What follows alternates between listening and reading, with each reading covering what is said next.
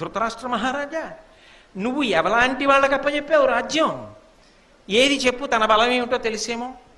ధర్మరాజుకి తన బలం తెలుసు, ధర్మము తన బలం. తన బలం, తమ్ముళ్ళు తన మాట కాదనరు, తన బలం. తన భార్య తన మాట కాదనదు, తన బలం. కృష్ణుడు తనకి బలం, తన బలం. ఇవి తిరుగులేని బలాలు. నీ పిల్లలకి చెప్పమను అలా. ధర్మరాజు బలహీనత జూదం, ఇక నేను దాని జోలికి వెళ్ళనన్నాడు. అయిపోయిందంతే. ఆ బలహీనతకి ఏమవ్వాలో అది అయిపోయింది.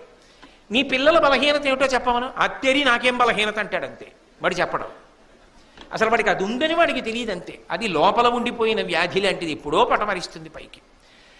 కాబట్టి ఎలా రాజ్యం ఉంటుందనుకుంటున్నావా? వీడు ఒక్కడే అనుభవించాలంటావు. అనుభవించడానికి తగిన యోగ్యతలు ఏమున్నాయని అనుభవిస్తాడయా? వాడికి తెలియదు. నీ చెప్తే వింటాడా? వినడు. వినమని నువ్వు చెప్తావా?